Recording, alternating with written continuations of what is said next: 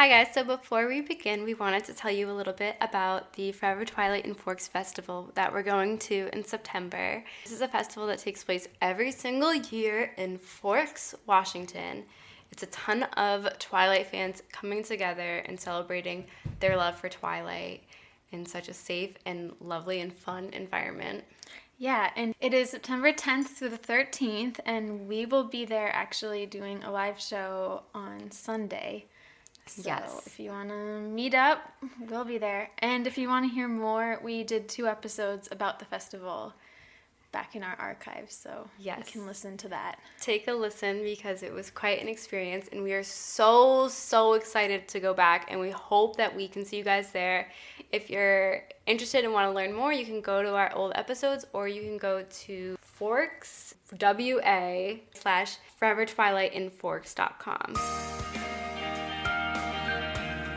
It's our first day of shooting. We picked the most difficult set ever. Smoke, mirrors in every direction. Love it. Welcome to Twilight. You're listening to Another Bite of Twilight, a podcast where we look back on our obsession with the Twilight Saga and continue to freak out 10 years later.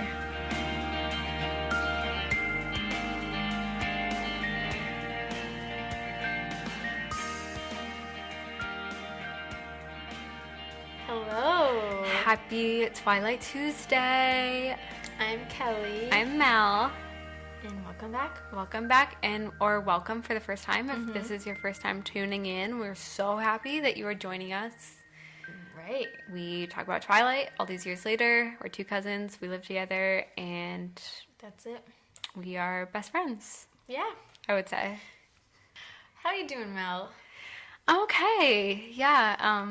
We're in the middle of the whole coronavirus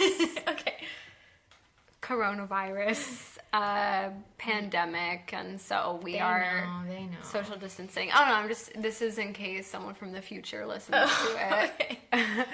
So we are staying in our apartment. I think it's like the 6th week of this. God, I don't hate even it. know. Yeah. It's crazy. But I've been watching Grey's Anatomy obsessively. I watched Grey's Anatomy when I was in high school, and I was so obsessed. And then when one of the main characters, not to spoil it, died, I stopped watching it because I was like, I can't emotionally handle this right now.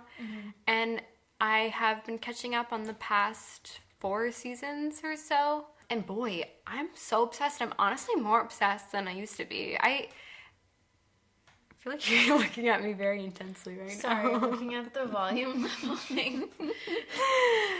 But anyways, Looks good. It's really such a great show even after all these years. The music on the show is amazing. It's a little bit ridiculous, and there have been some choices made that have been honestly consuming my life with anger.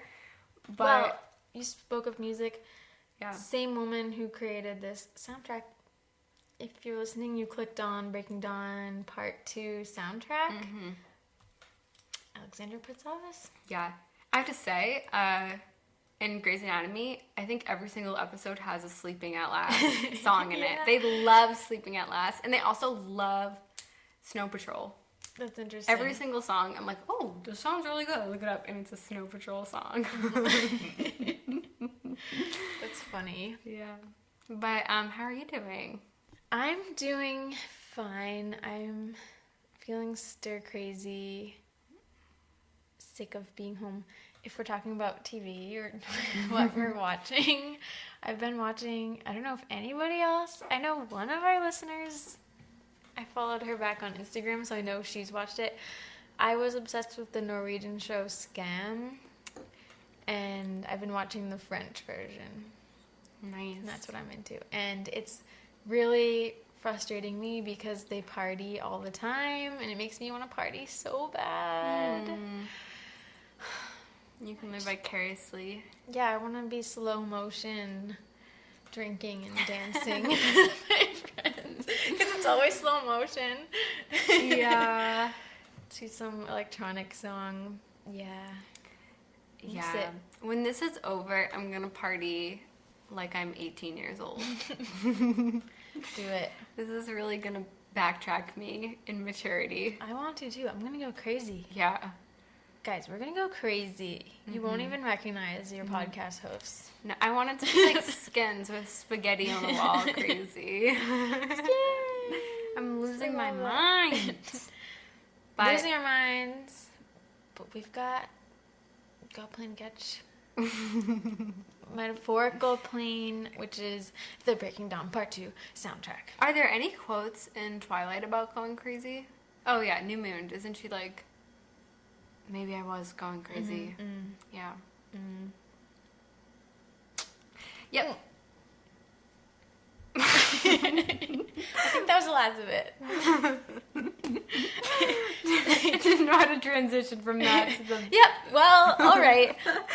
Breaking If you've been on this rodeo before, you know we talk about the soundtracks. If you haven't listened to any of them, I recommend you do, because we have some sick soundtracks and we discussed them. And this is our very last soundtrack review, So so it's kind of bittersweet for us. Dang. And What are we gonna do? I know, maybe they have to come out with a new movie so we can do a new soundtrack episode.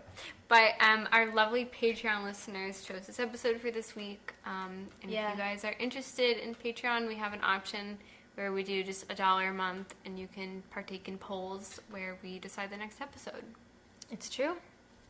as well as some other fun stuff that we have going on. If you hate what our episodes are, you can blame it on our patrons. Yeah. Just kidding. Just kidding. I mean, there are ideas. Yeah. No, but this was going to happen eventually anyway. Yes. But it beat another potential slot for this week. Very narrowly. So I hope you guys like it. Yeah. So anyway, Alexander Pitsavas and Paul Katz are at it again. They did all the other soundtracks, which is so odd to me. I just don't get... I mean, I know everyone's music taste changes, and maybe they want the movies to have sort of different vibes each time, but this is just so different from the Twilight soundtrack.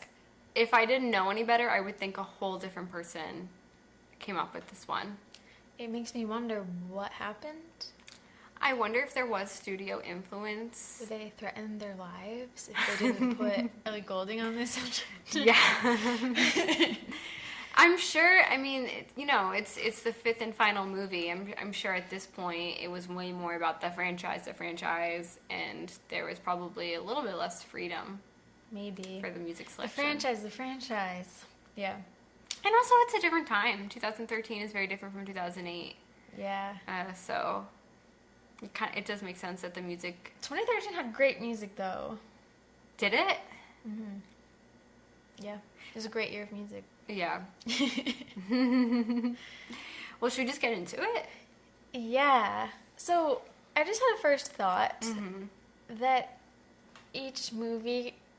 Well, we've talked about how the lyrics don't really have to go, and I don't believe they do, but sometimes it's nice when they kind of go with it, or at least the vibe fits the mood of the theme. And I feel like Twilight, obviously the theme is kind of excitement, mystery, falling in love, danger, whatever. New Moon, heartbreak, yeah. Eclipse, love triangle. Yeah. Breaking Down Part 1 is freaky marriage, love, There's some death. religious, yeah. Birth. What is that called? Love, death, birth. Yeah. Yeah, and I feel like that one's a little more all over the place, but they all kind of have a cohesive theme. And I was thinking, what is the theme of Breaking Dawn that someone would write a song for it, you know? Yeah. Like, what would a songwriter do for Breaking Dawn Part 2 besides just love you forever? This one I do think had a bit of a cohesive theme in the lyrics. I don't think it was appropriate, but I do think a lot of the songs were weirdly about goodbyes, which it makes sense because it's the last movie, but I don't think it was like in the right context that would make sense for the soundtrack. But a lot of them were about like looking back on the past or leaving the past or like reflecting on a romance or something. Because she becomes a vampire? Or because they think they're gonna die? I thought it was because it's like more meta that like this is the last movie, so we're saying goodbye to the series. But yeah, I kind of noticed that. I didn't know if they were just playing into, which is so silly once you know the end of the story, that everything turns out fine, but there's such an emphasis, more in the book, where Bella's like, we're gonna die. yeah, some of the songs, yeah. I'm talking more of, like, the credit songs. Yeah, They're, like, a lot of them are, like, about goodbyes. Where in the world did the time go? Yeah, that's, like, that perfectly is the thesis. Can I just say a critique right off the bat? I know maybe I shouldn't do this, but I just need to say it. This soundtrack has 4 piano ballads. In my opinion, way too many. Yeah, there should only be 2. I think Almost. unless you are a piano musician and that's like your thing, I would say you don't want to do more than 2 piano ballads in an album. Yeah, I think so too. It really slows it down. Ideally 1. What do you think of piano ballads? I love a good piano ballad, but I like it as something that sticks out on the album. If you have so many, then what makes it really so special? Yeah. I'm kind of picky about them. Sometimes I hate piano ballads, but some I like. Yeah. Sometimes they feel a little too cheesy. Yeah. Like self-indulgent to me, but sometimes people really pull it off. Do you have a favorite piano ballad? I don't know. I wasn't prepared for this question. I wasn't either. Maybe like the Beatles, or I don't know. I'm thinking about Lana right now. Yeah. I have to say, I love Taylor Swift's All Too Well as a piano. That's my favorite Taylor Swift song. And I feel like it's because it feels so different from all the other songs that she has. Yeah. I mean, obviously Elton John is great at his piano ballads. Oh, shit, yeah. You're so right. But that's his vibe, and the lyrics really stand out. And like these, I don't know if I would say the same. No, I wouldn't Getting either. ahead of myself, but It's no Shallow. I just think it's too much, and I was wondering why. But I think that's the thing. I think like Breaking Down Part 2 is piano ballads. Well, I think that's the thing of this album is everything I am thinking, why? That's the question. This is, I know I should be saving it, but it's like electronic, yes, pop, and then piano ballads. It doesn't go. It feels like that you just kind of like picked things off the shelf at the store and threw them together in a basket. And yeah. Which, as the last movie in the series, I just feel like it deserved a little bit more. I agree. Well, let's go song by song and dissect this. Okay, Mel. Okay, here's the first track, Where I Come From by Passion Pit.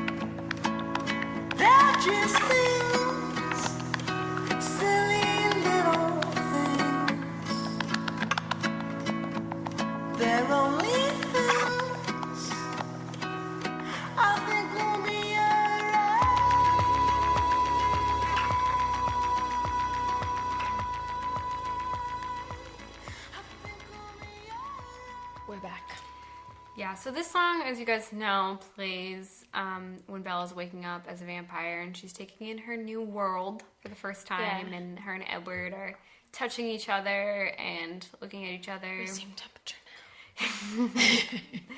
now. And I'll be honest, the song I think totally ruins the scene. It doesn't go. I want to say first, I am a fan of Passion Pit. I believe they're from Boston, too. Oh, are they? I've been to their concert. I like them. So This doesn't is sound hard like for a me. Passion Pit song, though. Yeah, it does. Do you think so? Yeah. I mean, his voice is so distinctive. Yeah. This is what they sound like electronic-y. Yeah. I feel like his voice sounds very childlike here. He always sounds like that. Oh, does he? I guess I don't know enough. I can hear it right away. I'm like, oh, Yeah. it's Passion Pit. Although, okay, I gotta say, there actually are things about this song I enjoy. Parts I like a lot. But the opening notes, it's very hard for me to get on board with. It's almost jarring. Yeah. Like the where I come from. I don't know. It's uncomfortable. Yeah. Yeah. That's such a good observation. It's hard for me to jump onto. It is uncomfortable. And it's not like a pretty noise right No. away. And Bella's waking up into this world where everything is supposed to be like, you know, I feel like her new lens on life is prettier than it was before, and she's prettier. And then the noise is just very like, jarring. Yeah, I don't get why they chose to do that. What kind of song do you think would have fit the scene better? It's so tough because it's the first scene in the movie, but at the same time, this moment has been built up so much, and basically she's just coming back to life. This should be like a very emotional scene, but you can't really start a movie with a very emotional scene unless it was done very well. I know, it's so odd. So, I don't know, like, I feel like you wouldn't even really have, I feel like it would be a score, or like, just like a background. I kind of wish they had no song and just had birds chirping and maybe a wind chime or something and just little noises like that. Yeah. More nature filled in. Because, she's supposed to have great hearing now, too. That's such a good point. Like, what if you just heard everything? I mean, that might be uncomfortable as well.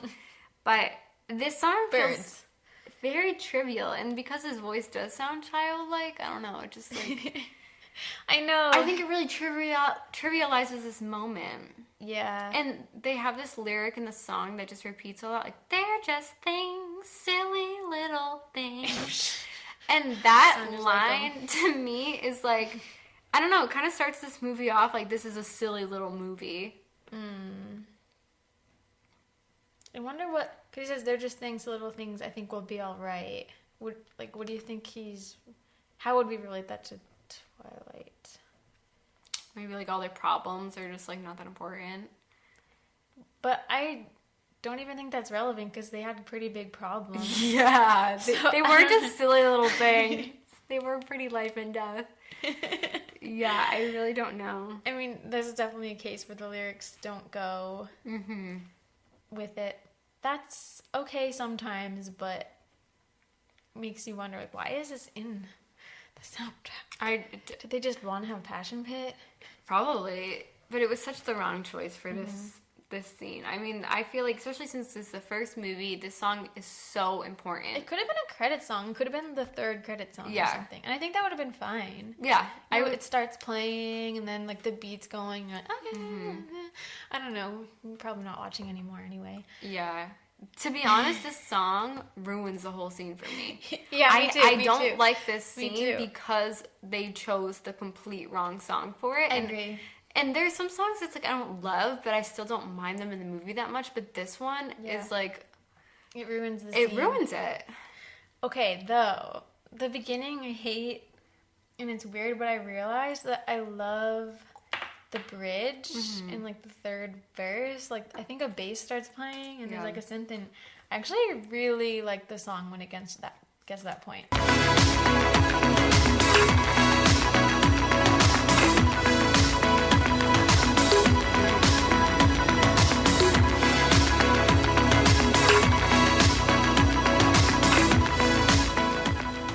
Yeah. I was listening to it and realized that I was vibing with it a lot, so I kind of like the song. I just hate the beginning, placement. And I hate it in the movie. Yeah. Yeah, I agree. I feel like once it starts, the beat starts going, I do like it. I did think there was too many noises going on for it, and it feels a little bit commercial-like. But I think again that it's just the place in the scene. There shouldn't be that many noises. Yeah, it would be better in a party scene or something. There's no party scene in part 2, but They should have had a party with all the newborns. yeah. Why they just stand around? They're just literally standing around. What a waste. What would you grade it? Do you have anything else to say? I gave it a B+. Oh wow. I gave it a D+. Whoa. So not starting strong. Yeah. I'm surprised myself. Mine was mostly because it just ruins the scene. This is always the question. because I feel like I don't really think about the movie when I'm grading it. We always have this disagreement. Yeah. Yeah. I'm just pretending to be like a music critic, I guess. Yeah, but I'm grading the soundtrack, and I feel like the soundtrack I'm grading its place on the soundtrack. Soundtrack is an album. True, yeah. I don't know. I can't think of it as like a separate entity, though. Should we move on to the next one? Sure. Track 2 is Bittersweet by Ellie Goulding.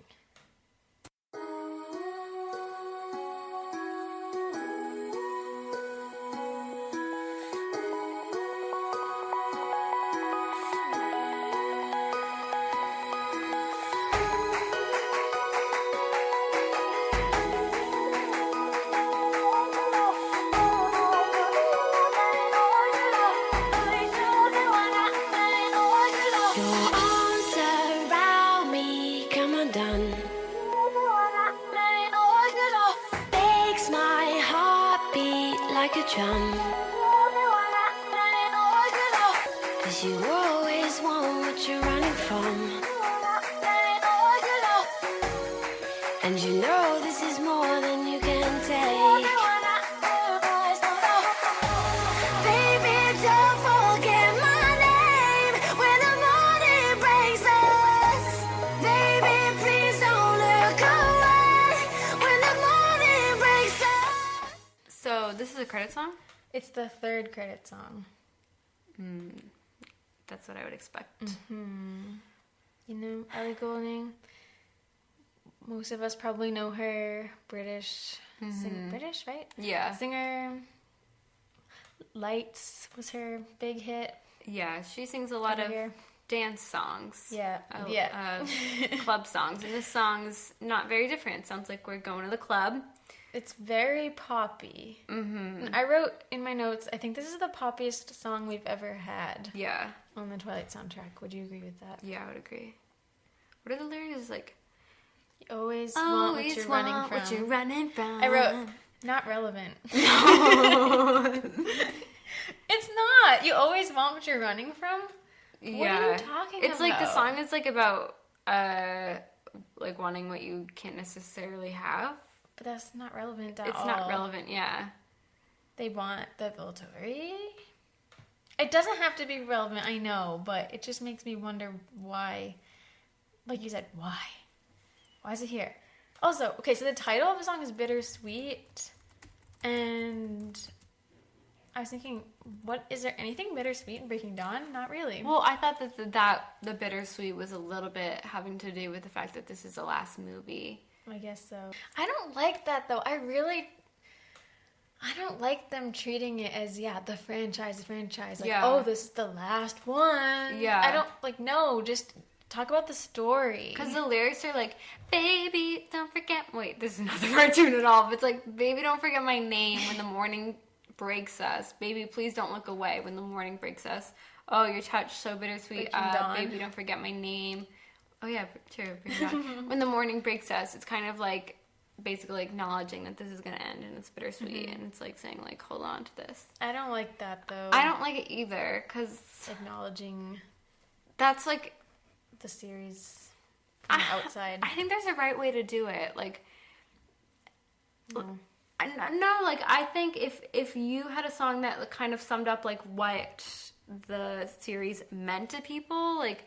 No, I don't like it, so... No, but if you had a song that was, like, about love, like, about, like, falling in love or, like, love stories in a way that was, like, a really, like, deep, beautiful song, I feel like it would make sense. Like, the song 17 by Tomberlin, like that song to me kind of encompasses what Twilight meant to me, of like thinking about love and like what does it mean, and I feel like that would have been really beautiful, but it wouldn't have been about like saying goodbye to like the series, if that makes sense.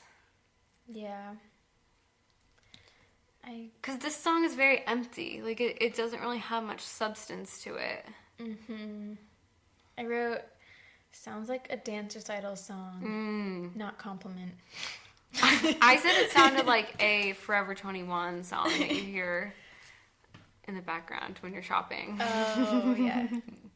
I bet someone did a dance recital song. Oh, I bet, yeah.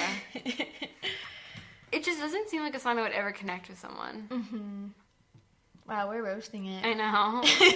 I wonder if anyone loves it. It's a huge sellout song, though. Yeah. Like, this is more of a sellout than I think the Bruno Mars song. Yeah, it is. Like, that's a beautiful song. Yeah, the Bruno Mars song. Yeah. Yeah, like, I actually do. Like, I can listen to it and, like, sing along, and I'm like, okay, yeah. Yeah, I get into it. This I don't get into. No. No. It's like... Just no. It has that very, like shallow. It's not horrible. Pre-game. It's not the worst song I've ever heard or anything, but it's just... But it's not even cool enough to play at a pregame. Yeah, exactly. Yeah, that's the thing, is like, at least if you're gonna have a club song, have it be a club song that people like really want to dance to. I don't even want quirkier lyrics. I don't even want to dance to this song. Yeah. I don't even want to sing along to it. Like, it's just like, she's not saying anything. No, it's just noise in the background. Yeah. Like, I would rather have like a Lizzo song right now. You know, at the very least. Yeah, well, Lizzo says funny things in lyrics, and it's memorable. You don't have to be funny, but there's just nothing memorable about it, so you wouldn't remember the lyrics. What did you grade this one? I gave it a D. I gave it a D+. Wow. So same grade as the other one. Wow. Then I wrote C (?), but I think I'm going to stick with D. Yeah, I was like on the fence, but... My pen is dying. All right, the next one. Every day. That's the way it's supposed to be. The next one is The Forgotten by Green Day.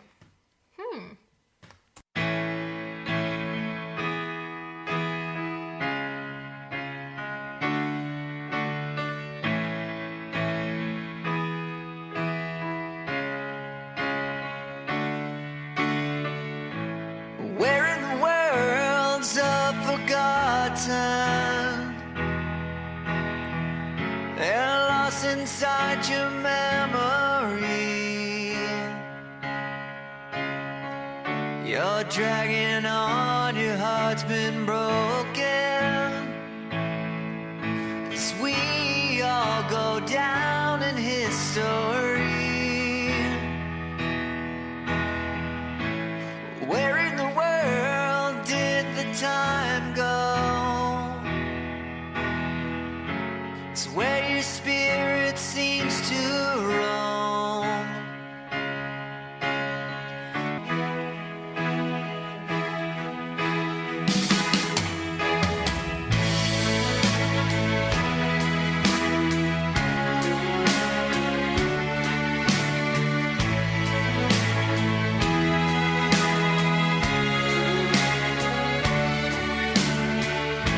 I don't feel strange, it's more like content. Interesting choice. This is a credit song? Second credit song. Yes. What to say? Well, first I want to say that the bassist, Mike Dirnt, he said in an interview with MTV in 2012, when we were asked to be a part of the Twilight Breaking Dawn Part 2 soundtrack, we accepted without hesitation because it is an amazing cultural phenomenon. And also said we have always been impressed with how careful they are with all the series soundtracks. Surprised. It feels really out of character for Green Day to do a ballad like this.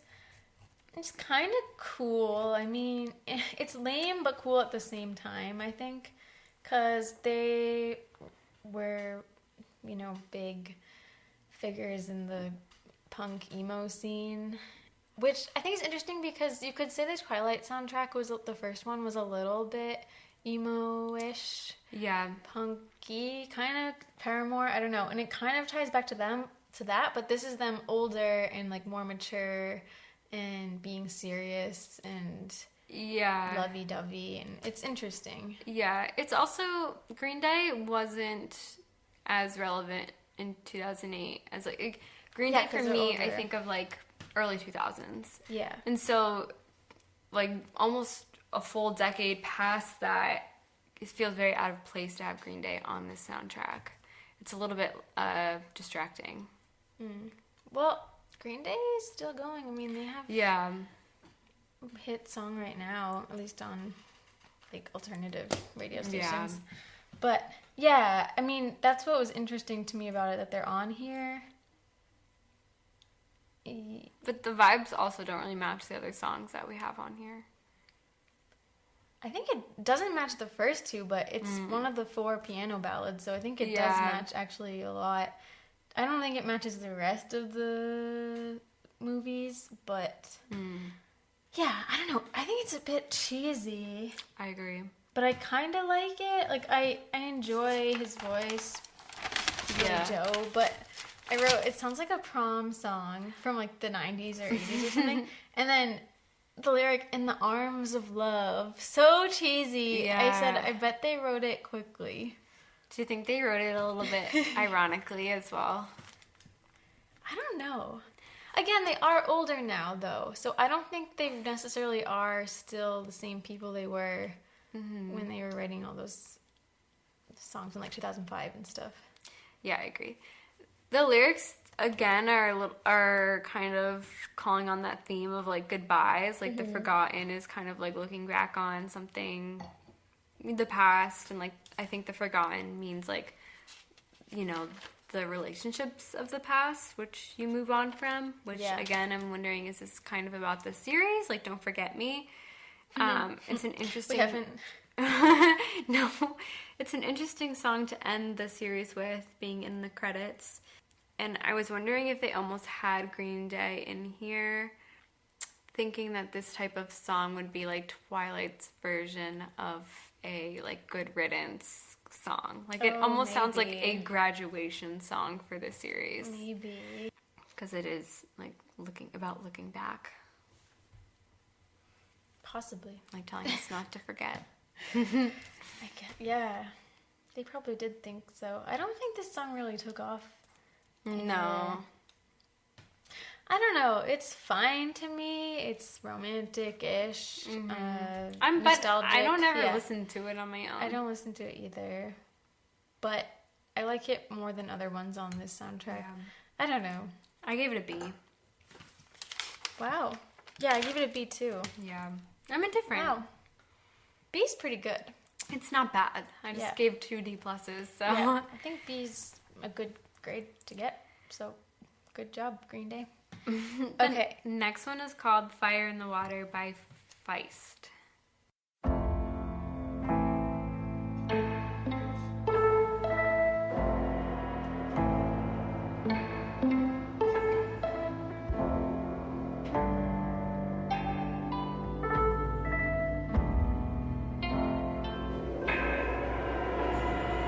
That's the sweetest feeling.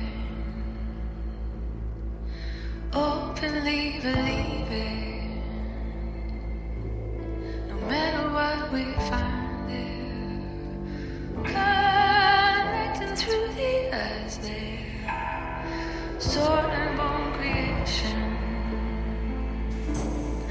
lions in the house, flowers are up in the air, crashing against the door.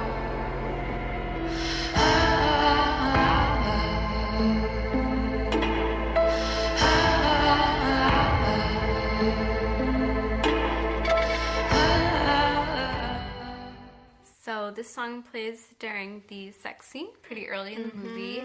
That orgasmic sex scene, which we've talked about at length. A lot. Yeah. I think the song goes very well for that scene. Yeah, I think it's Very fitting. pretty awesome. Yeah. No, it does. It reminds me actually of My Love by Sia in a way. Yeah, it does. It's a short song, too. It's very beautiful. It is.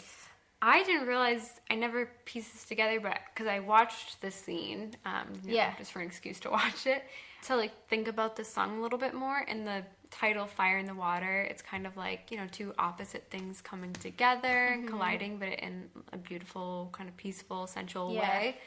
And the orgasm graphic, like when Bella's climaxing or whatever. The graphic that they show to do that actually looks like fire and water together. Like, it's the color of fire, but it looks like water. Oh. And I wonder if that's deliberate. Possibly. It literally looks like flames that are, like, floating. It's very beautiful. That's interesting. Yeah. Yeah, maybe. Maybe it was on purpose. Yeah. I like this artist. They're the one that does that song 1, 2, 3, 4, right? I think so. 1, 2, 3, 4, tell me that you love me. Oh, really? Yeah. I didn't know that. She has a song called Let It Die that I really like. I also Indie, cool. Yeah. I like the repetition of because that sounds like very that sounds very like sexual, and I think it's good. Like, it's a very sexy song. They picked a good song. I don't have much to say other than I think it's good. Yeah. But at the same time, I don't listen to it on my own. So it's good in the scene, and I don't. I have nothing wrong with it, but it's not like a song I would listen to every day. So I gave it a B+. I gave it an A. Oh, nice. Oh my. I don't really listen to it either, but maybe I will start to more often. Yeah. Yeah, I know, me too. It's like I forgot about it, but I probably will think about it more. I think it's a strong song. Yeah. Good job, Feist. And when I do hear it, I think of this scene. Yeah. Where it's like right away. Yeah. You remember. Some of these songs, I'm like, when does this play? Yeah. I don't really know. And I think that speaks a lot to the match and just how unique a song is. Yeah. It gives you those feelings. Yeah, some of these songs, I don't think we've approached one yet because, those were credit songs, and we know the opening scene song. Yeah. But some of them, I truly was like, when? Yeah, When same. on earth does this play? Same. I looked it up though, guys, so I'll tell you. We know.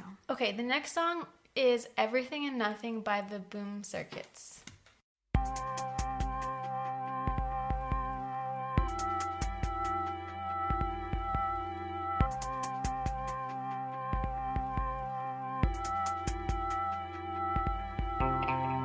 Nobody left all alone. Just made another heart alone.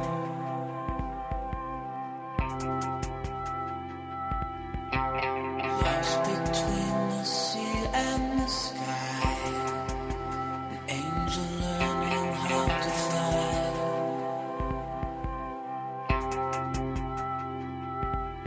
She floated above our bodies asleep in their graves, dancing in the moonlight. Our memories died in vain, hoping they can be saved. Back. The Boom Circuits, I don't think that they're a real band. What do you mean by that, Mel? Well, I looked them up and they only had a Facebook page with like not that many likes. Do you think they were a band at one point? What do you mean not a real band? I think it's kind of like, what are those other bands on the other soundtracks? It's like just kind of like fake project? names. Like a project, you mean? By an individual? Yeah, but like more like, what do you call that? People release a song under like a fake name. Yeah. Isn't that still a project by an individual? Yeah, I guess so. But like a Broken secret. Bells. Yeah. Because I couldn't find anything else by them. Interesting. I wrote, I think it's forgettable, minimalistic as if in an XX kind of way, that was in then. I do think that was such a thing in like 2013. Like a lot of songs were pretty minimal. And that's been going for years, but sort of early 90s guitar sounds simple. Kind of a computerized manufactured sound to it too, though. Yeah. Wait, when does the song play? Oh, this plays when Emmett, Jasper, Alice, and Esme approach the house to celebrate Bella's birthday. Oh, yeah, weird.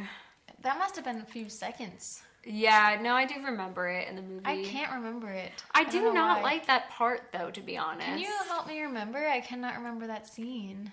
Yeah, like, they jump from the trees, and Carlisle and Esme are holding hands, and Alice and Jasper are holding hands, and Emmett is in the middle alone, and Bella and Edward are holding Renesmee, like, watching them, and then Rosalie comes, and she's like, my turn. Oh. And they give Renesmee to her. Okay. I think Jacob's there, too. Yeah. I said that I think it's good background music, like with dialogue over it, moody, but not something that you have on a soundtrack per se. Like I think in a TV show or even in a movie, like it's good in the background because it's so minimal. Like there's really just like one guitar, some computer type of instrumentals going on, and there's no reason to actively listen to it. I might disagree a little bit. Okay. I liked the kind of peaceful floating vibes of this song. Like I feel like listening to it, it felt a little bit dreamlike. I mean, they say like this, it's like, it seems like it's almost like about like a dream girl in this song. It is kind of dream pop, like. But I 90s. pictured like being in a very colorful room, listening to this, maybe like smoking weed and just kind of like floating.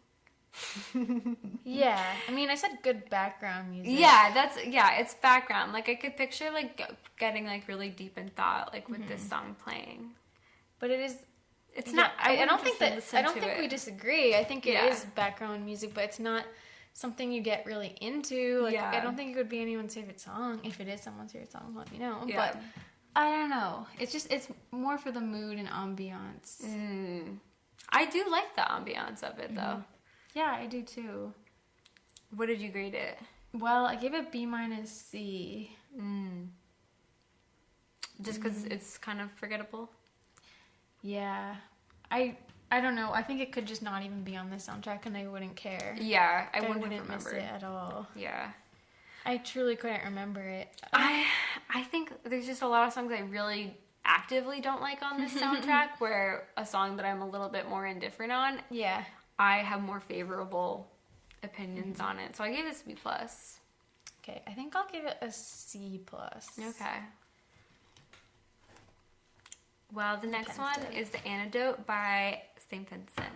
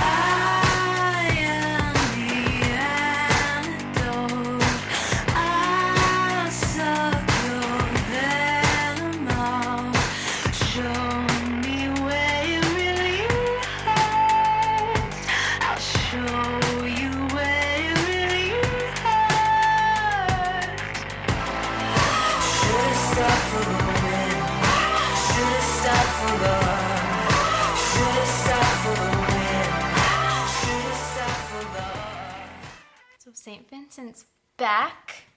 I actually totally forgot that she was on this soundtrack. No, I didn't forget that she was in New Moon. I didn't realize she was in it again. I didn't realize either. I didn't realize the song was by her. Totally forgot. And this plays during the arm wrestling scene. Bella versus Emmett.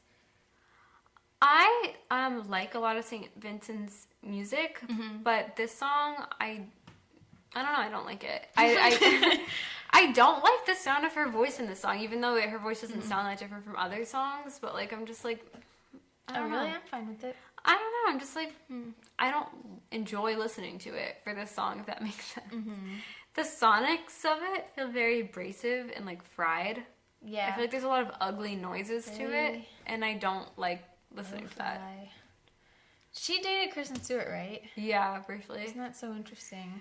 I wonder if they ever talked about this. Gosh, because we talked about this, I think, for New Moon, and I didn't realize she was on 2 Twilight soundtracks. Yeah. So interesting. She's part of the franchise. I know. Series, not franchise. This song gives me, we've said this before, very much villain/Eclipse Yes. type of, like a Victoria. Yes. I feel the same way. The electric guitar, I think. I think in the Twilight universe, whenever there's like electric guitar, I think means villains. Yeah. I think the same thing. The lyrics are like, should have stopped for the wind, should have stopped for love. What do you think that means? Should have stopped for the wind. Should have stopped for love. God, I don't know. Maybe it means nothing. Some of the lyrics are very sexy. It's like, I'll suck your venom out. Show me where it really hurts. I like that. I like it too. But I would have liked that better if Well, the song was like... Let's talk about the scene, though, because I think it fits the scene really well. Even though the scene... I don't like the scene. That's the problem. The scene is cheesy. And I just like hate watching Emmett walk out with that very fake looking boulder. Yeah. Puts it down, and then the song is just very harsh. I know. I love the lyrics of this, but I wish the way it was rendered was completely different. I actually like it. I gave it a B. Mm-hmm. I enjoy this song. I don't know. Fight me. Personally, I don't like... Some of my favorite things about songs are the lyrics. I feel like I'm just more of a linguistic thinker, so I... Wow, you're so deep, Mel. No, I do too, but I love lyrics too, but I also can get into songs when I can't understand them. Yeah. So I don't know what that means. Well, for me, it's just like I hate when there's really good lyrics, and sometimes I feel like songs or artists ruin the song by then throwing all this extra stuff on top of it, and I feel like that was kind of the sake for this song. It's like I can't even really interpret the lyrics because I'm very distracted by a lot of the noises that are going on. You sound like an old person. So I know. I agree. Like, I care about lyrics a lot, but I also like some music that has a lot of elements to it and stuff, and I almost enjoy when it takes a while to uncover everything. I don't know, it really depends. I mean, I can't listen to one type. My pen's dead, I'm trying to fix it. I don't know. Yeah, I didn't know what the words were to this. I give it a B-. I wouldn't listen to this on its own. I think B- is good. Yeah, it's definitely better than a lot of the songs on here. Well, the next one is Speak Up by Pop, Etc. Here it is.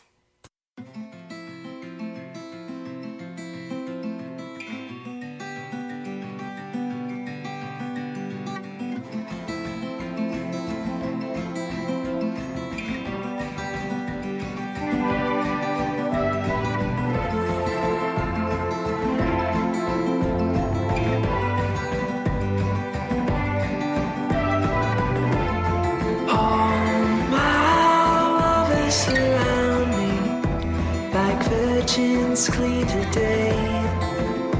Waist deep in the water, pushing my body away. Oh, all lengths we go to put past away. Oh, how many drops can you squeeze out to explain what happened?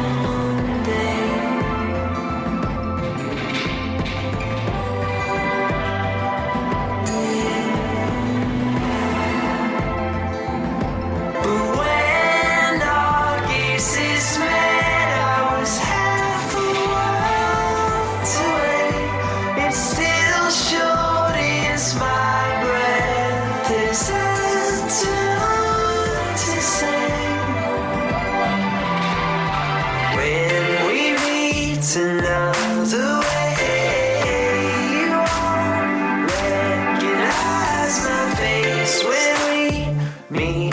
Won't wait, or not that you won't speak up. This plays, it's pretty much the last scene before the credits. Alice has a vision of the future. Bella shows Edward her thoughts. Jacob says, so does this mean I should start calling you Dad now? Yeah. I think it actually goes really well with that scene. And when I hear this song, I remember it right away. I know exactly where it is in the movie. Yeah, I do too. But at the same time, I don't like it that much. I actually love this song. I don't love it. I don't like, again, it sounds very computerized and... No, I need to get into more electronic. No, it doesn't. Yeah, it does. How does it sound computerized? Oh, just because there's... Like, it's just... I was raised on MGMT, so... But it's just so poppy, and I just feel like it doesn't go. I don't think it's that poppy. It's more It sounds alternative. really poppy. I feel like it doesn't... It wouldn't be on top 40. I feel like it's alternative. It's like got electronic elements, but also... I don't want electronic elements here. Like, we're in the forest. I like this song a lot. I think of it somewhat often, actually. I kind of randomly will start to sing it sometimes. I don't know why. I'm not a fan. Again, Oh my it's like God. another theme of like kind of like looking back on the Yeah. past. Like when we meet another way, you won't recognize my face. Like Mm-hmm. kind of like saying goodbye to someone. It feels a little bit pessimistic. I also thought it related to Bella being a vampire now. Like people from her past life wouldn't that's recognize true. her. Well, they probably would, but That's true. she's transformed. I do think I do associate it a lot with this scene, and I do think I'm a little bit influenced because I don't like this scene that much. I like it really gives me a nostalgic sort of sad feeling. Like I feel happy, but I get a little bit like if I was super drunk or something, I could like cry because I'm thinking about I don't like the vision with Jacob and Renesmee, but it is sad that it's ending, and she kind of sighs, and it's like, oh, it's over, and I don't know, it gives me that feeling. I will say, though, it is a little forgettable, so even though I do like this song, I ranked it a little lower than I might have thought. Yeah. What'd you give it? I gave it an A-. Gave it a C. Oh my god. Yeah, this is one of my favorite songs on the soundtrack. Yeah. Yeah. Not mine. Do you like any music that has... I mean, I generally love instruments and, like, I like rock music with instruments, but do you like any music that has, like, electronic elements? Not really. It's not really my taste. I think in this song it's kind of tasteful. I don't know. I don't think it's too much. I like his vocals, too. I don't know. Oop. But I like songs sometimes that they're like rock, but then they have some things in it, like maybe a synth or something. I don't know. But everyone has their own taste, so I don't know. I like this song. But don't you think the fact that they're like in the forest, it should be a little bit more like... Okay, well, it actually starts with a guitar, and I don't know, it makes me think, maybe it shows, I don't know what makes me think of this. It makes me think of, like, water flowing in the woods when I hear it. Yeah. Especially in the beginning. So actually, no, it feels like the woods to me. Yeah, it feels very not the woods. Like, it just feels like a lot of unnatural There's a lot of sounds to guitar me. in it, though. Yeah. Can we listen to it again? Yeah. I also Okay, think now. the singing voice is very unnatural, and like that's not what anyone's voice I like actually the voice. sounds like. I you know will it die was, for this song. You know it. The voice, the I vocals love were this very song. edited. No. I just said it when it's like new Bon Iver music. Like he does that too to his voice. It doesn't work for me. Yeah, I gave it a C. I'm gonna change it to an A. All 'Cause right. I'm so angry right now. Well, let's see what you guys say. Guys, when I hate stuff, I feel like no one ever says, like, yeah, I hate that too. Really? Yeah. You have bad taste. But no one strongly disagrees with me either. So please, if anyone agrees they don't like this song, let us know. If anyone agrees they like it, let us know. We always have one big disagreement in our soundtracks. I'm so upset about this one. I love this song. I was upset you didn't like the, oh gosh, I can't even remember it now. Oh, must have been good. The song that plays when they're about to have sex in Breaking Down Part 1. Oh, people agreed with me. Yeah, people did agree with you. No, it's beautiful. Vera or something? Yeah, I thought it was beautiful. Boring as fuck. I would have preferred that song in this moment. In this moment? Oh my god, I would have hated it. No, that's not true. It's two piano notes. Yeah. And like, I don't know the words, but it's just so, I don't know. It sounds like bathroom music. I like it. Okay, the next one is called Heart of Stone by, how is this? Aiko? Aiko, yeah.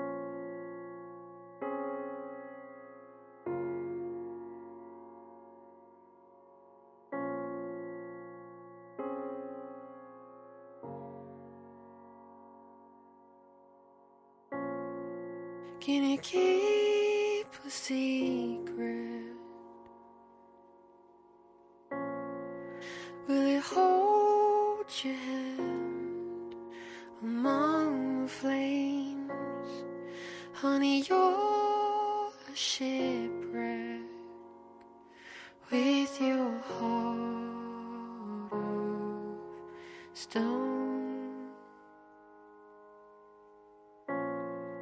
Can I get a witness to the bruises and the wasted tears?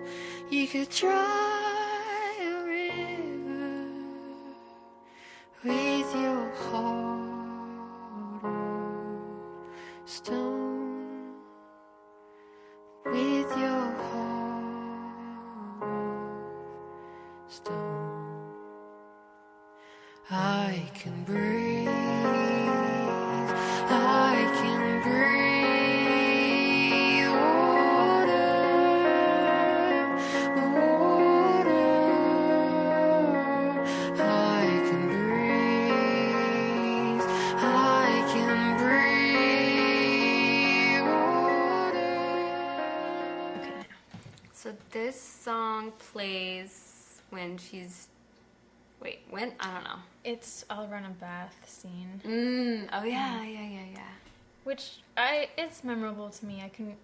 It reminds me of it. Yeah. Yeah, she's looking at the book and then she puts the thing in the fire. That whole scene. Yeah, I think In it the cottage. is actually really fitting to, like, when she says, like, I feel like I can demolish a truck, but mentally I'm drained. Like, Yeah. I feel kind of drained and defeated listening to this song. Yeah. I think it's okay, another piano ballad. I don't know why there's so many.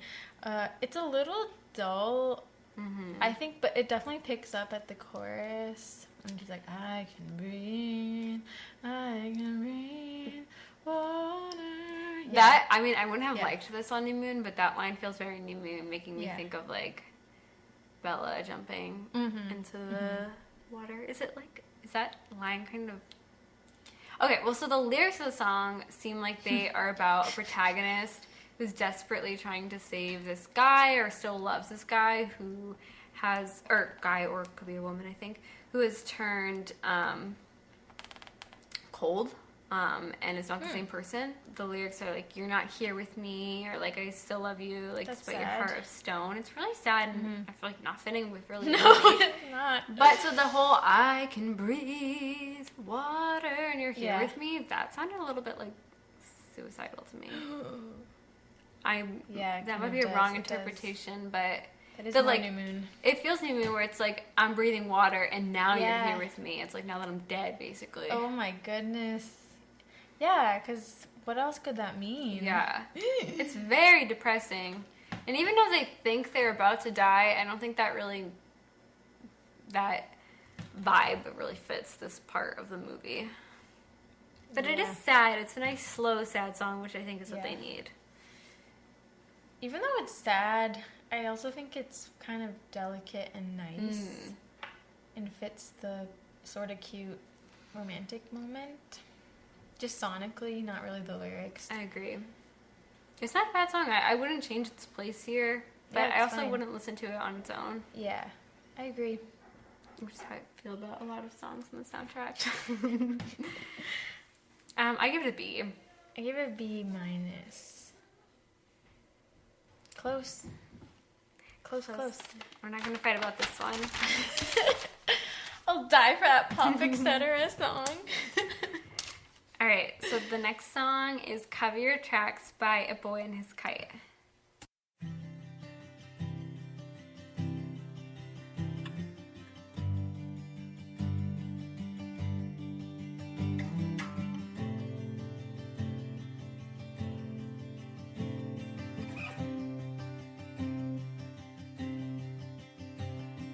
Heart,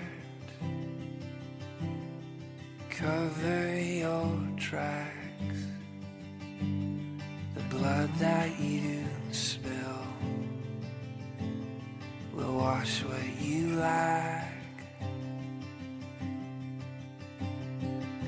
So sew up your wounds and test out your engine. Give it some room.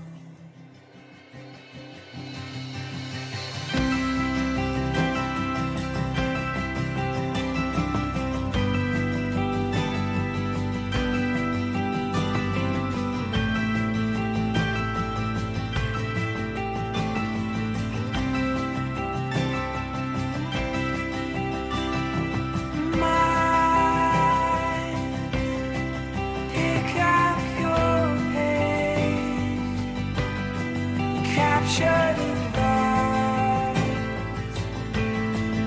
you always chase. So open your wings, lift this cage higher than any dream. Alrighty, this is when Edward and Bella go into their new cottage for the first time, and they're looking around at all their new possessions and everything. And I don't know, I think it's cute for the scene. Yeah, I it's think it fits. memorable. Like when I hear this song, I think of that scene. It's very peaceful and happy. I actually really enjoy this song. It feels like it could fit in the Mr. Fox Frequency playlist YouTube channel that I always listen to. I could picture this in it. So Yeah. I think I would listen to it. It's nothing to like obsess and scream about or anything, but it's sort of folky, acousticy. Yeah. I think it fits the Twilight universe. The lyrics seem to be about like opening up to love, like cover your tracks, sew up your wounds, pick up your pace, open up your wings. Like it's embracing romance. Cover your tracks. Oh, I said I felt like this song would have been better in the place of the Speak Up song. They remind me of each other, actually, which is funny. Do you agree, or A little I bit. relate them to each other? A little bit, but this one feels a little... They both have acoustic guitar. Yeah, this one feels a little bit, I don't know, better. Cover your tracks. There's like lyrics about the past untangling and like wounds being sewn up, which I feel like fits the end of the movie. And it's very fitting for a happy ending. Nope, Pop Etc. song's perfect. No, I think the song is better. I think it is less busy, and I think Nice, but this is- not as good. this is nice in the forest. I think it goes. No, No, it would be too underwhelming as the last song. no, I think the Public Center song is too overwhelming. No, it's... You sounded like your mom when you said that. You I literally know, sounded like that's your what I'm mom. trying to do. Oh my gosh. Boomer! Mel can't handle songs with noise in them. I didn't know that. No, I really like this song. But I like where it is, too. I think it's just cute. And the house is fantastical. Yeah. It's really charming. And it's Yeah. just charming. Yeah. It is cute. But it's also, I think, a bit forgettable. That's how I feel about every single song Yeah. on here. If I like it, I'm like, it's not bad. But forgettable. They're all forgettable. I don't, because I never listen to the soundtrack. Like, What do you ever. think is the most memorable song on this soundtrack? Maybe the Passion Pit one, because I hate it so probably, much. Probably. And And I always remember the Green Day song, well, actually. obviously the most memorable one is probably 1,000 Years. Again. True. But I really like this song. I gave it a B. I gave it a B too. Oh my god. All right, the We next agreed. one, we're almost at the end. Not really. Whoa. The next one is called Ghost by James Vincent McMorrow.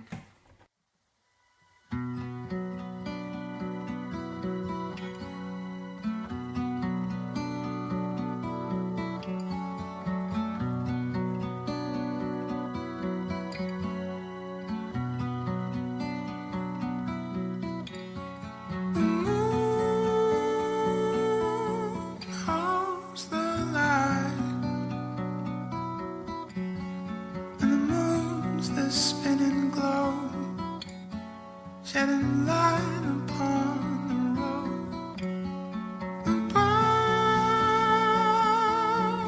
won't fly, and a bird without its wing is a low and tragic thing.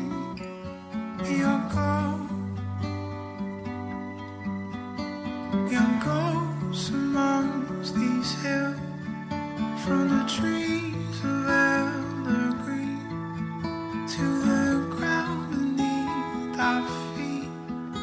We are ghosts amongst these hills, pressing out along the shore, pressing out along the shore.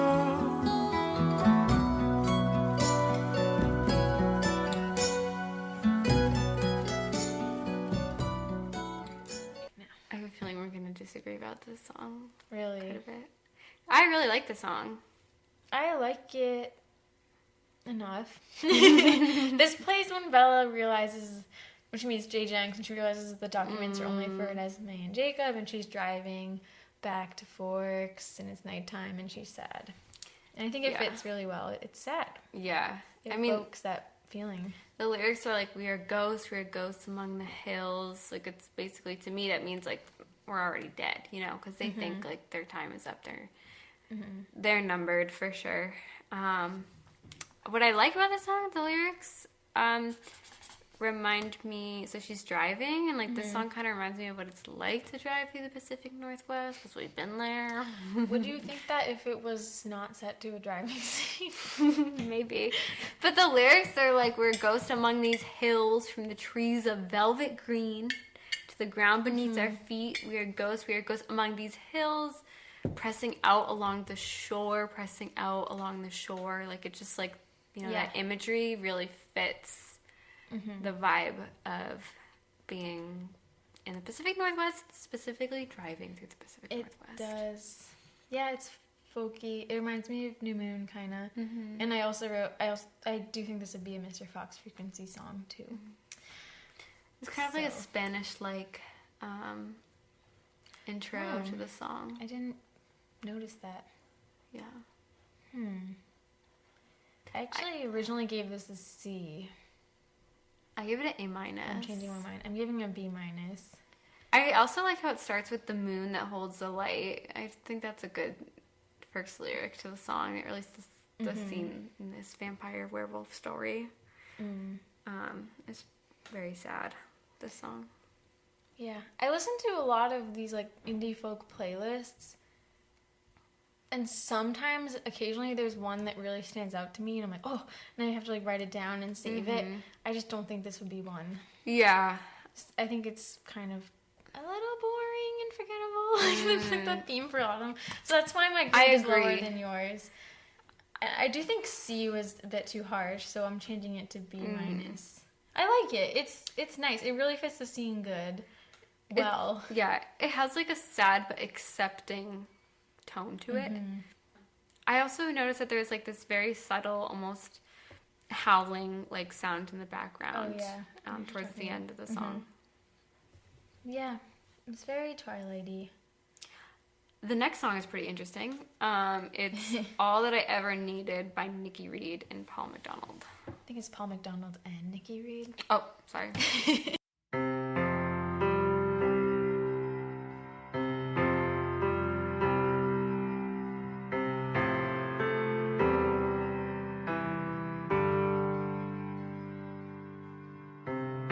My bed sheets feel empty when you're not home.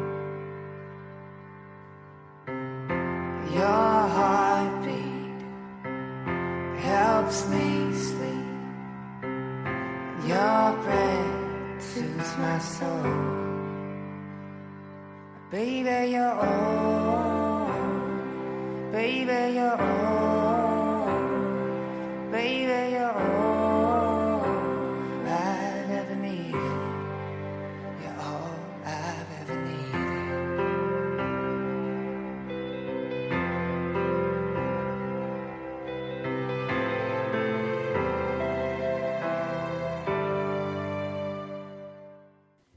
Okay, this is the 5th credit song. Which, what the heck? Why are there so many credit songs? Wait, why is the credit so long? And here's another piano ballad. I cannot believe it.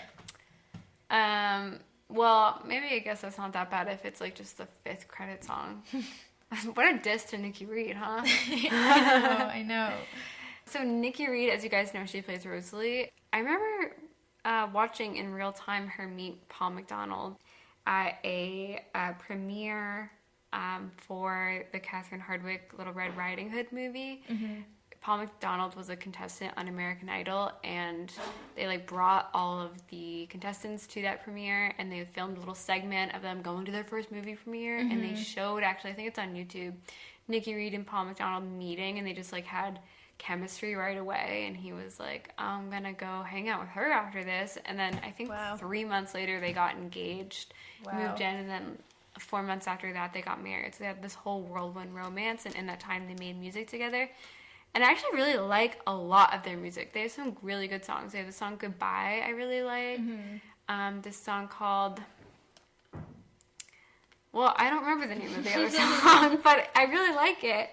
They got divorced though, right? They got divorced after 3 years, and then very quickly after she married Ian Somerhalder. Yeah, and Paul McDonald, has a lot of really good heartbreak songs, which I think are presumably about Nikki Reed. My goodness. Which you guys should look into. Her part in this is very small. Yeah.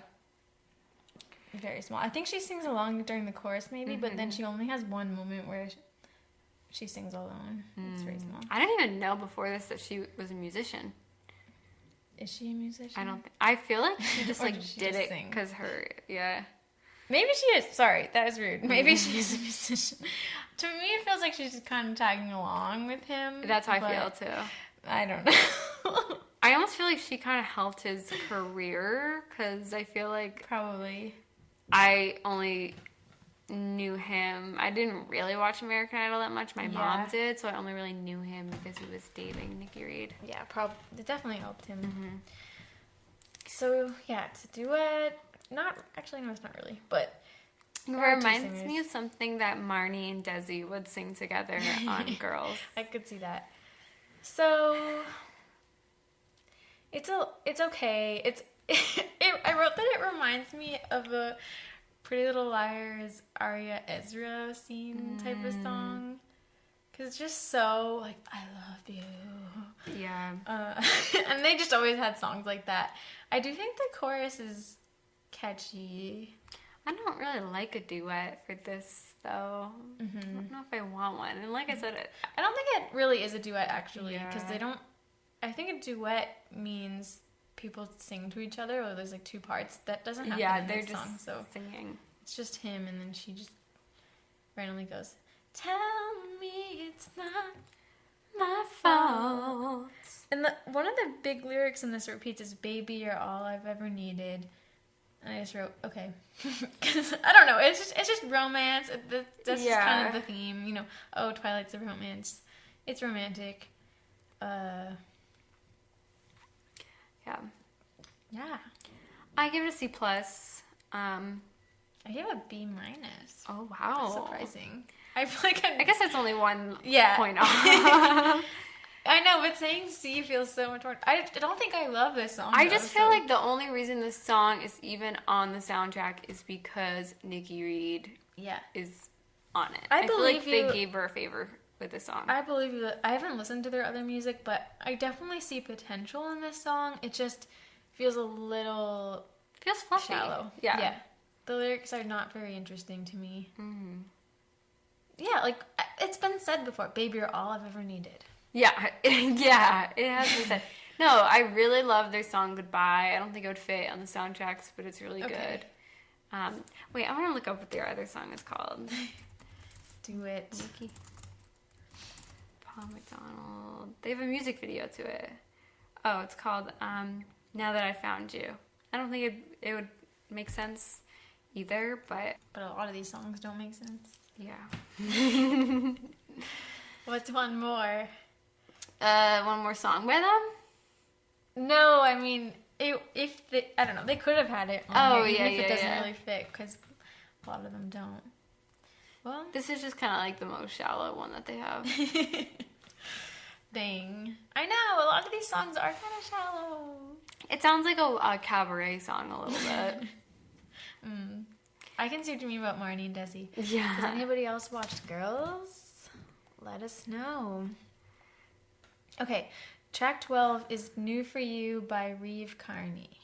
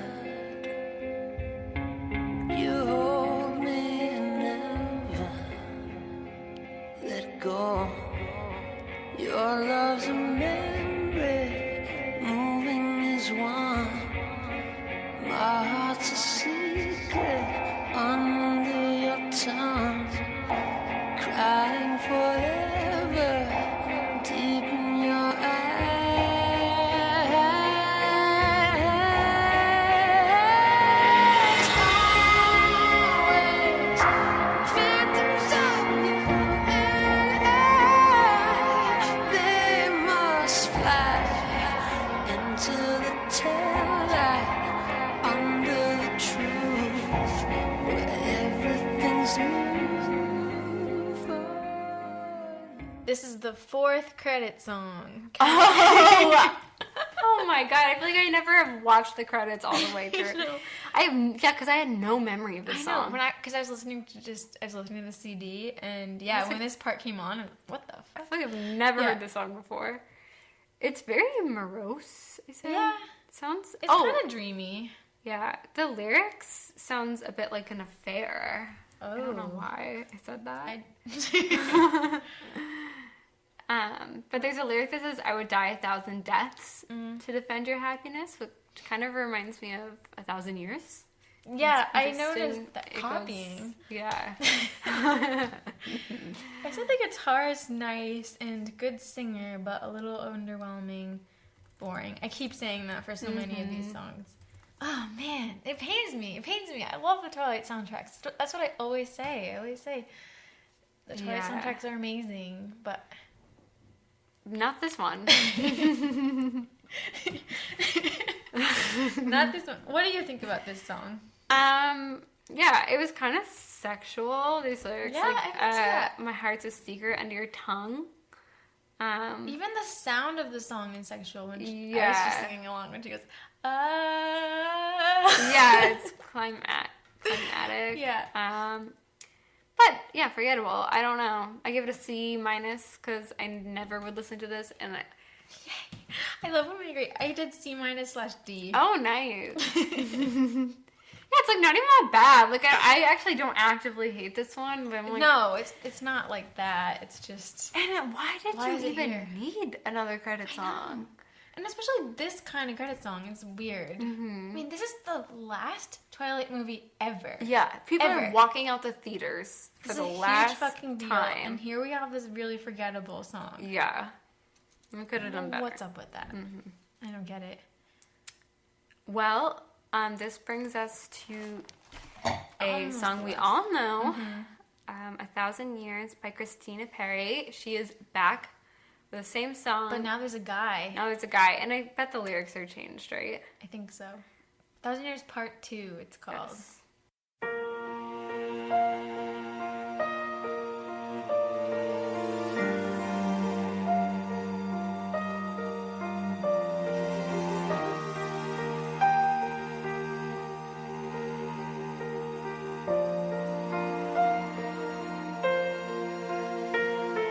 The day we met, frozen, I held my breath.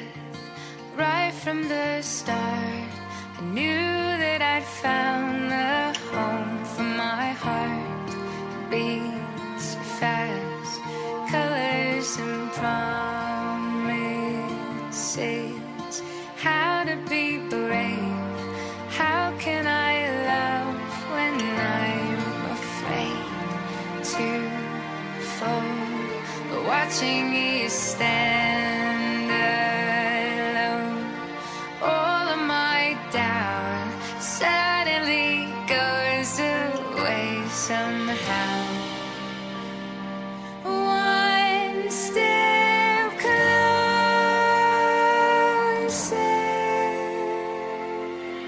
I have died every day waiting for you. Darling, don't be afraid. I have loved you for 1,000 years. I love you for 1,000 more.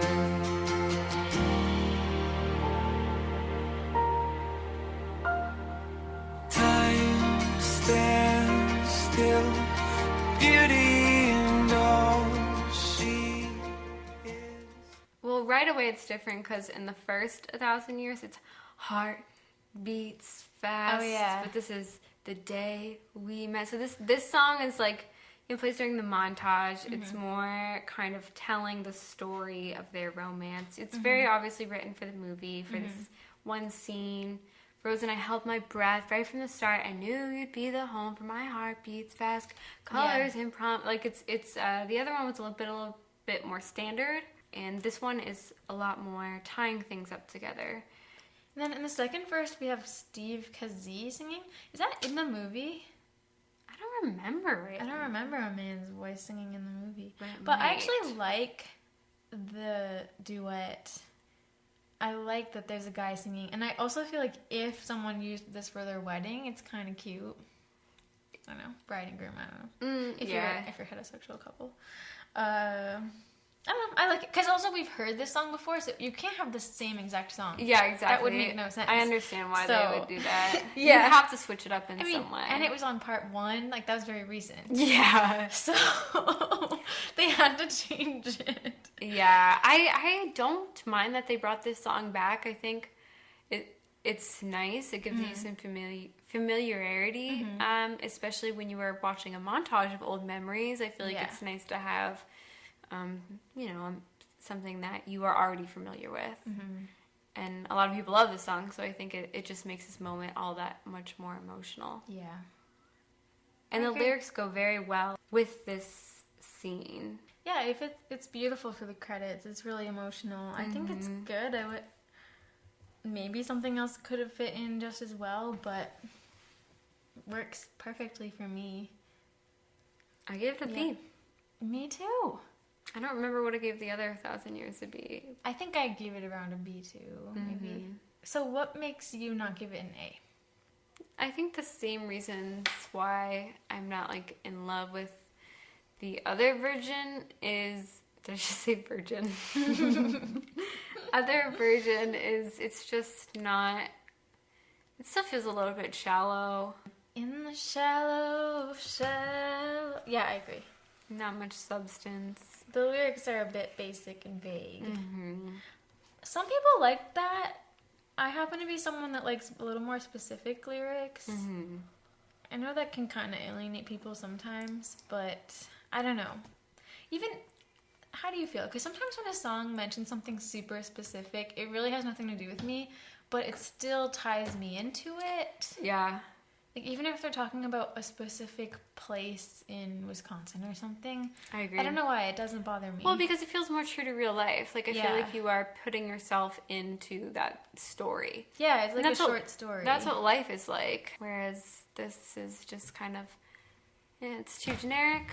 But as I mentioned in our Breaking Down Part 1 soundtrack, I will always love this song because it is so connected to Twilight, and it really reminds me of the festival and all the people swaying back and forth. I feel like the song has become like the anthem, and so when I do hear the song, sometimes I do feel very emotional. Yeah, I do like it, but it's honestly, I don't love the rest of the soundtrack. This song is probably one of my favorites on the soundtrack. Pop, etc.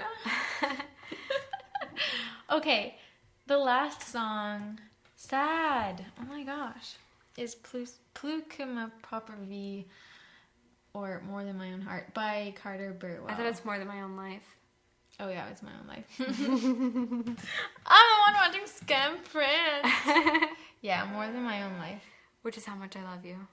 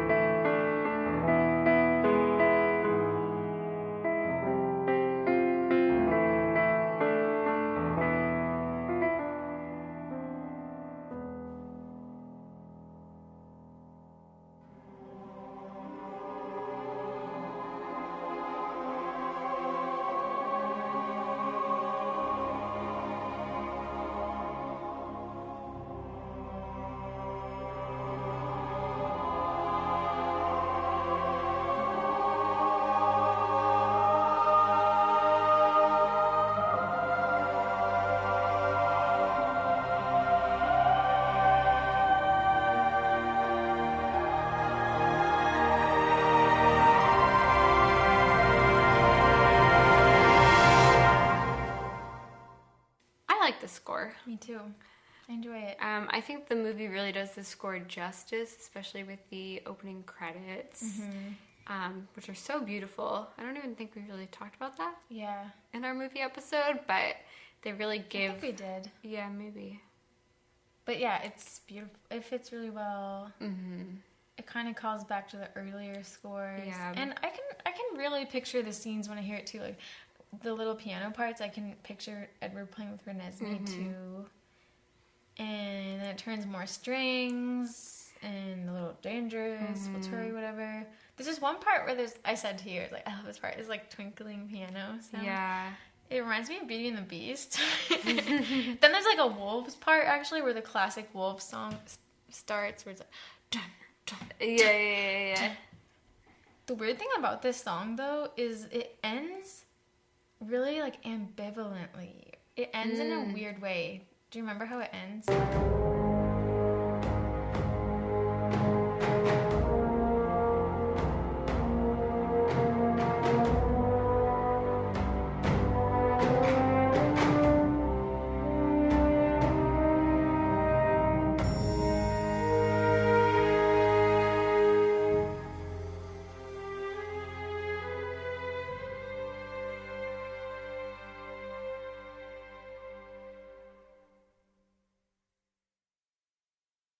So that's the end of the soundtrack. Yeah.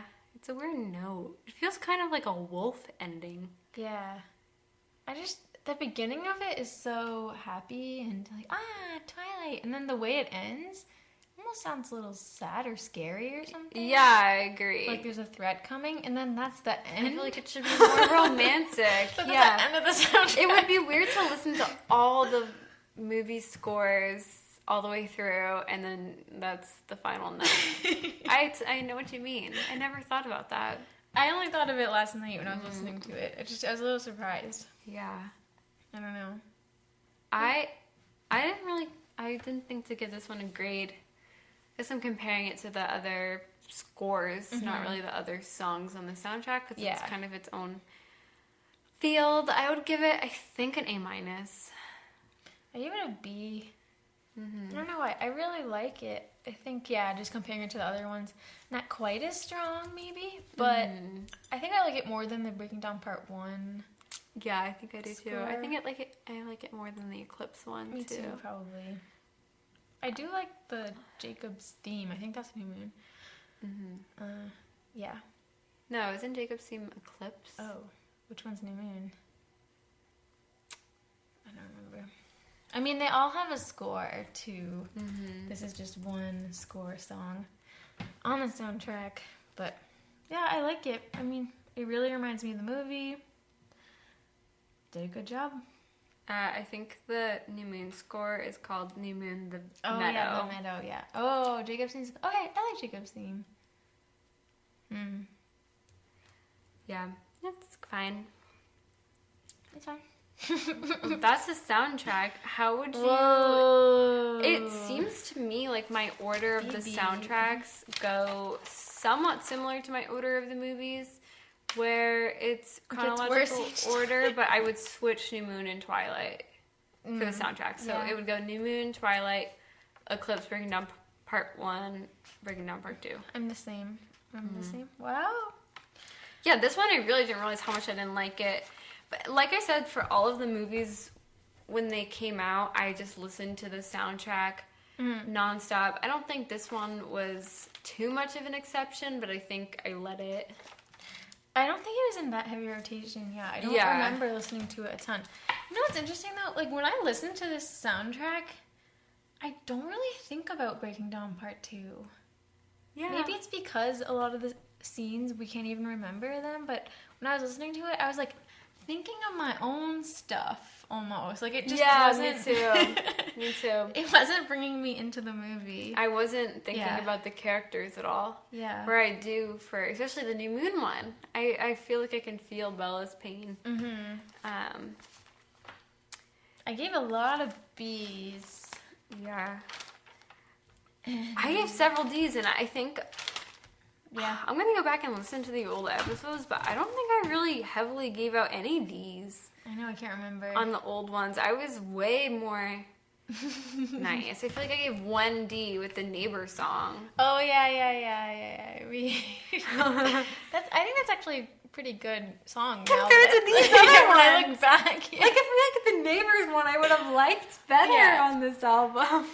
Which one was it? I feel like I kept being like, I gave it an A. I gave it an A. Like, do you remember? Maybe it was the Twilight one or New Moon or Eclipse. I just kept giving everything an A. Probably the New Moon one. Yeah. Like, the New Moon one does no harm. So good. I don't think there's a song I don't like on that one. I was walking around the other day listening to the New Moon soundtrack, and it was just awesome. It's one of my favorite albums of all time. Like, I It's literally so good. will just listen to that constantly. This soundtrack... I only listened to it because I was doing an episode on it. I really wouldn't choose to listen to it. Yeah. And I agree. Yeah, like when all these movies came out, I would have a heavy rotation for the soundtrack over and over and over again, obsessively. And it was kind of a problem because I wouldn't really listen to Christmas music. Oh, yeah. That year, like there was like 4 years in my life where I just didn't listen to, well, I guess Eclipse came out in June, but I wouldn't listen to any Christmas music because I was still really in the Twilight phase. This year, I think I did listen to Christmas music. Wow. Oh my God. Well, we hinted at this for forever. I remember when we did the first soundtrack, we were like, there's one you don't like. Yeah. We finally did it. It was this one. But do you guys like this one? Let us know. Yeah, does anyone love it or really... What do you guys think of the song? Speak up. Let me know. I feel like I was too harsh on it. No, you can feel what you feel. Well, Speak your truth, all that. I have to end this because me and my friends are doing a virtual game night tonight. Cool. What game are you playing? I think we're going to play Cards Against Humanity. Oh, cool. Or we might try to play like Jackbox TV. Some people from my work did that today, apparently. Oh, you weren't invited? No, it was only account managers. Okay. Sad. Yeah, I don't know if I should put makeup on. I guess I do have eyeliner on, but I look disgusting right now. No. I mean, it's just your friends. Yeah. Just your buds. All right. Thank you guys so much for listening. Please let us know what you think. We want to hear from you. And we'll be back in 2 weeks. Yep. And if you are super bored or just can't stand to wait, that seems a little presumptuous. I don't know. If you like the show, you can get more of it on our Patreon if you want to listen to some additional episodes. Yes, we have, on the off weeks, we have mini episodes, which are pretty fun. We get really loose on those because we know that like none of our coworkers or anyone are going to be listening. Private. We're naming names on there. We're really letting loose. So. Did we? No, maybe not. I don't know. Maybe. They're a lot more unfiltered. Well, I also want to say, I think we're pretty loose on our show anyway. I don't want you guys to think that me we're too. censoring ourselves. We're not. It's so weird because like hi, if you're listening, my like old college roommate from 5 years ago recently messaged me something about Twilight, and she's like, I thought of you. And then she said something about my podcast. I'm like, wow, it's so funny how like random people from my life who I don't even speak to know I have this podcast. I know. Like they actively think of that as people from my high thing. school, like even college, random guys have told me like, oh, you have a podcast? Who is it? I'm like, what? You know about that? I mean, yeah, I put it out there on social media, but it's weird. I think she's not really my boss anymore, but my old boss, I was mentioning to her that I was going back to Washington for the festival. And she's like, oh, why are you going back there? And I said, well, I don't know if you know, but I actually have a podcast, and we were invited to do a show there. And she had no reaction to me saying that. She didn't ask any follow-up question. That's so bizarre. Yeah, she didn't say, like, oh, about what or anything. She was like, oh, cool. And then she just, like, was like, well, let's get into the meeting or whatever we were there to discuss, which makes me think that she already knew. She's either super rude or already knew. I think that would be so rude. She's listening right now. Well, I don't know. I don't know, lady. Like, I don't know you, but that would be really rude if, I don't know, to not even express any interest. Yeah, because I mean, not to be, like, conceited, but I was expecting her to be like, oh, wow. Yeah. And, like, finally I could, like, let my guard down and, like, tell her about this thing in my life. But she didn't have any I'd react that way to any information about my coworkers. Like, if someone said, oh, I do a dodgeball league, I'd be like, oh, really? Wow. Like, I would say something. She was, like, unfazed. She's like, oh, that's cool. Maybe she doesn't know what a podcast is. I don't know.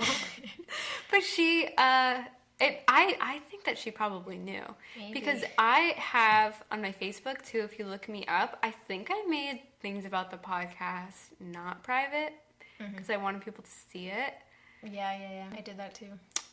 But, so that, and everyone kind of looks up their coworkers on Facebook. Yeah. So there's a good chance she could have looked me up and seen, and, like, all these people maybe know I have this podcast without me ever acknowledging it.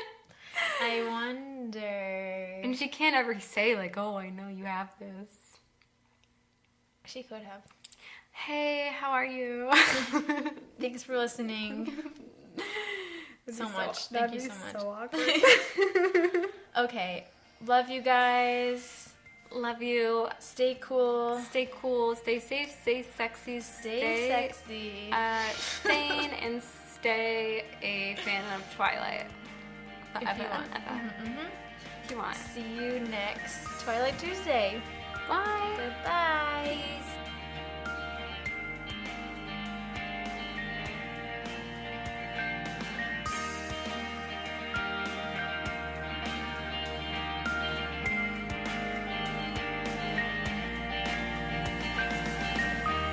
can contact us at anotherbiteoftwilight@gmail.com or find us on Twitter, Tumblr, and Instagram at Another Bite of Twilight.